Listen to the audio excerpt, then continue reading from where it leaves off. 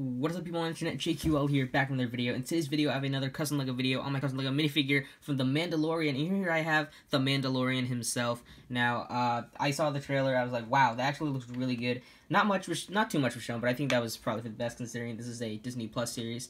So, yeah, I'm really excited for this series. It really looks like Star Wars is redeeming itself in 2019/2020. So, let's hope that they redeem themselves, especially after The Last Jedi, but we'll see. So, yeah, the series looks really good, so that's why I made this figure, and, yeah, I guess let's just get started with this video. Alright, here is the Mandalorian himself. I don't know if he actually has a name. So far, it's just been the Mandalorian. So, yeah, I'm just gonna call him the Mandalorian. Yeah, I really haven't made a Mandalorian custom before.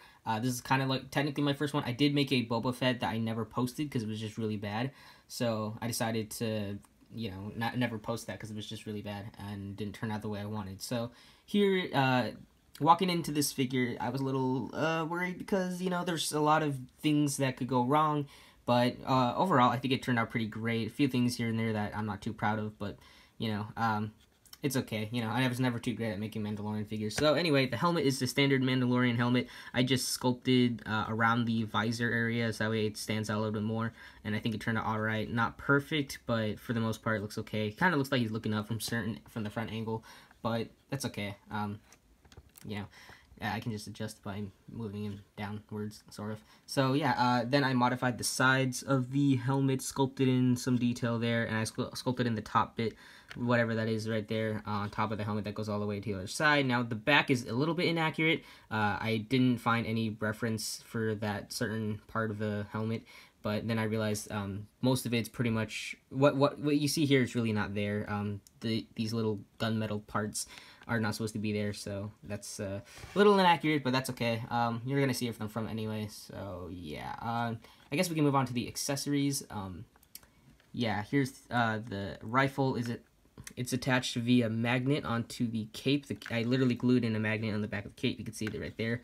So yeah, I used a KAR 98 rifle from Brick Arms and just modified it. Basically just sculpted around the main part of it and then painted it, and then this part right here is metal, hence how it sticks on there. It looks a little wonky on the back, but that's okay. I mean, you're gonna see it from the front, like I said earlier. So I did have to modify the stock part and then the front part too. I had to use Procreate to sculpt this part, and then yeah, it turned out alright. Not the best accessory, but to be fair, I never really took the time to work on accessories, so yeah, overall, pretty good. The cape is just a Lego cape. I cut it up to this shape. It was actually originally my Thor cape from Thor Ragnarok, and I decided to use it on this figure, so yeah, yeah, reusing parts, because, you know, I don't have a lot of capes. The pistol, I don't really know the exact names for his weapons, but this is a pistol that I used a MP40 for, and yeah, it's pretty self-explanatory. I had to cut off the little, ammo clip, sculpt this entire bottom part, and then sculpt little bits here and there on the main part of the pistol. So, removing his pistol real quick, I also did sculpt the bottom of the handle and painting it in dark brown. So yeah, his gauntlets are fully sculpted. They look a little messy. That's because I decided to give this guy like a little messier look, so I dry brush a lot of black and different colors here and there. And for the most part, it looks okay, but some parts it doesn't really look that great because he isn't that messy in the show. Apparently, like I realized a little too late, but it's okay. You know, it's my interpretation. I do what I want. It's my figure. This gauntlet's a little different than the other one. There's not a lot of detail in there because I couldn't really find a lot of detail, but I just added on whatever I could here and there. So, you know, I did what I could. And yeah, so I'm gonna remove the helmet. You can see I didn't really give him a face because I don't know if he's gonna show his face, so I didn't bother doing that. So removing the cape real quick, you can see the torso. I sculpted the torso armor, front and back of the torso with Procreate, then sculpted the strap out of Procreate, and then I used the dry Procreate method for this little circular bits on the torso, and then the belt is also Procreate, and same technique here and there.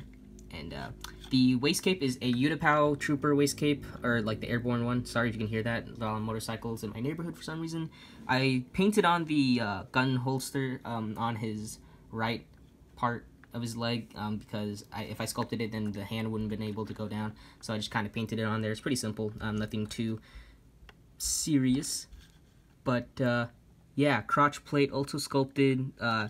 Legs are sculpted. They're not entirely posable, but they pose enough to where I'm happy with it.